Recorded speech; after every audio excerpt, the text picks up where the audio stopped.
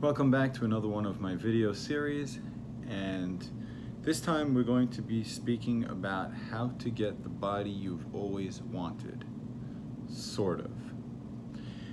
But before I begin, I just want to say that if there's nothing else you learn from this video, it's the following. You need to make a goal. If you don't have a goal, you will not accomplish. That has been my experience, and that is what I believe to be the truth. If we don't have something that we're planning towards, then usually we will fall off wayside somewhere along the way.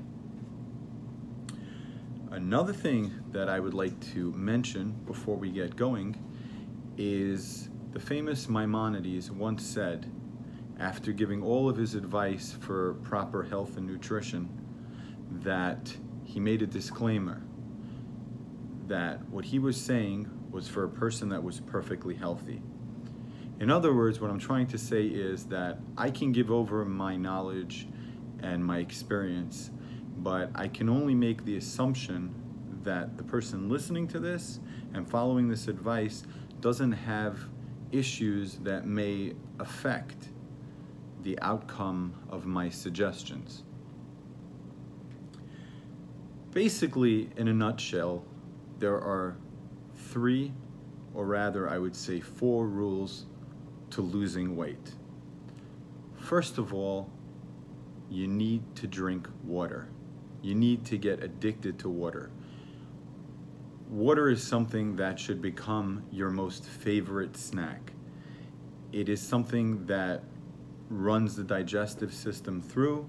It cleans you out, it cleans out toxins, and it also fills you up in a way that would have you eating less.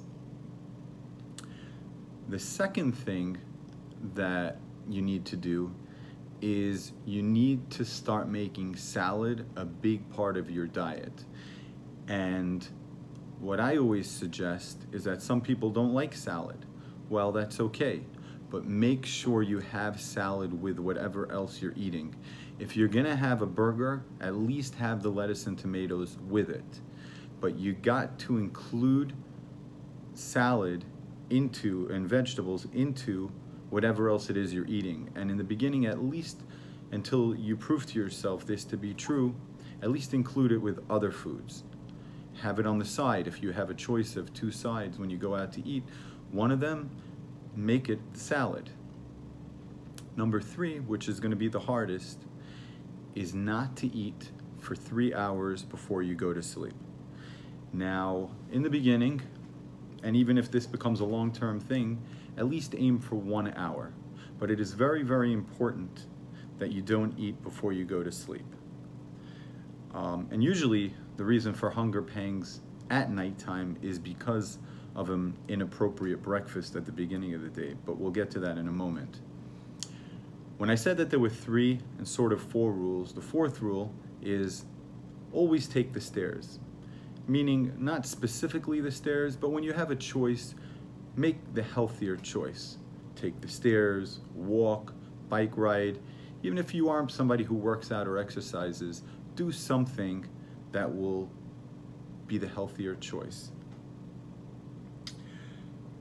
As far as breakfast, for as long as I can remember, and anyone I've ever discussed it with has always proven to be true, that the reason people binge is because they're trying to diet too much. And what happens is that they are very skimpy on their breakfast specifically, and at night they just can't take it, and you just have to have something to eat. As backwards as it sounds, in order to lose weight, you have to have a good, strong breakfast. You have a good breakfast, you will not have hunger pangs at night. Think about it. Next time you binge, think back to what you had that breakfast. I bet you'll say that I was right. The next thing that I'd like to bring up is something I come across lately a lot called spot training. I don't understand what that is, and I don't understand why it's possible, where people want to lose weight specifically in their stomach or specifically in their chin or this or that, and they want to know how to do that through diet. There's a bigger picture here. There is dieting and there is exercising.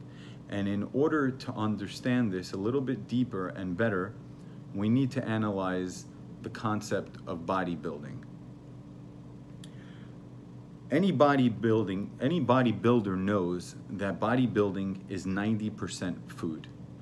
You build your body up with the proper foods, and then you chisel it out like a mountain with the proper workout, with the proper exercise.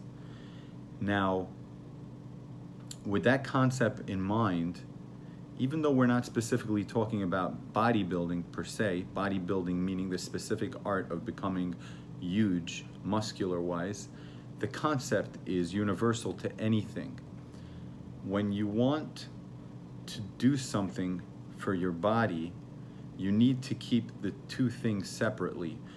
What food does for you and what workout, exercise, weightlifting does for you. And you can't will your body into reacting in certain ways by the way you eat. You need to add on to that how you're going to exercise. You can lose weight and you can be in shape, and you can do both, but it is two different things, and we need to keep that in mind. Now, back to the title. I said that this is the only video you will ever need to get the body you always wanted, sort of. Well, the reason I said that is because there are three types of bodies. So no matter what you ever do, if you're a small frame person, you will never be a huge bodybuilder. And if you're a big guy, you will never be a skinny professional swimmer frame. These things don't happen. You have to be realistic and honest with yourself. And even through the things that you'd like to change on yourself, you have to be realistic about what your possible gains could be. But that is not something that should let you down, because in all three types of bodies, whether big, medium, or small, to keep it simple, there is very, very attractive end goals for all three. So that's just something we need to keep in mind. But that's just, you know, a little bit of a side point. A little bit about myself. I started working out when I was very, very young. 12, 13, 14 years old. I was really turned on to it, and I wanted to become muscular. I didn't really understand anything about bodybuilding or calisthenics or body weight or anything that. I just wanted to be muscular. And I jumped into working out. I didn't really know what I was doing. I didn't really understand nutrition at all. And that was my introduction into it. Later on in life, I got into boxing. I trained very, very hard. I was training 8 hours a day. I was fighting heavyweights. I was weighing 187, fighting guys sometimes who were 260 pounds. So I decided to lose weight. I managed to lose 25 pounds in 3 weeks. I was very proud of that. I was poised to be the next big thing, but one day I got punched and it hurt. I mean, I fought quite a bit and it never really rattled me. And there was this one time I remember where I felt like, I think I've had it. And that did it for me. Next, I got into bodybuilding. I found that to be an incredibly unchallenging, lazy sport. To me, it felt like a bunch of guys walking around the gym. Hey, how you doing? What's up? Slap me five. Hey, handshakes. Then you do a little bit of exercise, and then you go back to leaning on the machine, talking with the guy next to you. It never turned me on. And then most recently, I found body weight calisthenics, and I have been in love with that. I think it's a perfect fit. It's incredible. It's sort of like muscle ups, push ups, pull ups, chin ups, that kind of stuff. And it's really been good to me, and I enjoy it very, very much. And if I had to suggest one form of exercising, it would definitely be that. but that is not my goal to make any sort of suggestion in that area. When I was fighting, it was very, very important for me to lose weight. So I pretty much stayed off of all carbohydrates except for sweet potatoes, because they act like proteins. They're very fast burning. What I eat now is very different. I begin my day with a vegetable shake that I create myself, and eggs, a yogurt. Pretty much that's my standard breakfast. Like I said, I try to drink water. I try to treat it like a snack. It's always my goal to drink water before I go for food, and that has been very, very good to me. What I would say is very important when it comes to health and nutrition and working out. Some of the most important things is that you need motivation. There are different types of motivation. There's commitment, there's desire, there's self-control, there is self-confidence that you build through proving to yourself that you've accomplished something. Let's say you want to lose 50 pounds and you just think it's impossible. Well, if you get yourself to lose 3 pounds, that should get you started on a snowball effect of believing you can do it. They say that the last few pounds are the hardest to lose. I think that the first few pounds are the hardest to lose due to lack of motivation and self-confidence issues. When you do decide to work out, you need to know that a lot of people get very turned on by psych-up music, music to get you going. But there's also something to be said about what I call stamina music. It's a lot calmer, and somehow it gets you to breathe better and actually have more stamina. Like I mentioned before, I used to fight, and when I fought, people were like, oh, well, he's a pretty intense guy, he's gonna be a good fighter. Well, the first thing I needed to do was to learn how to be calm and cool in the ring, which was very challenging.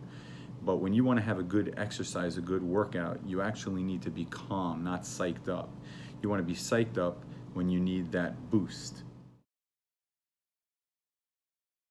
Basically, to keep it simple, protein is size and carbohydrates is energy.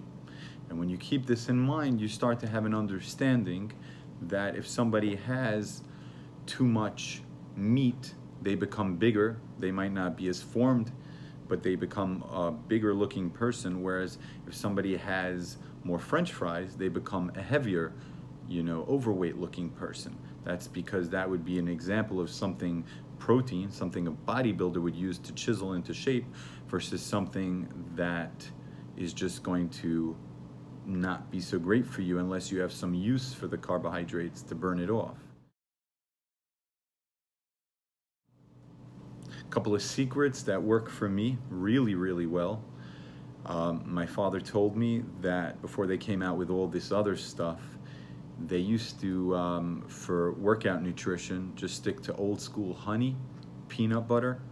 If you take 1 spoon of peanut butter before you work out, you will be shocked at how much more power you will have for the session.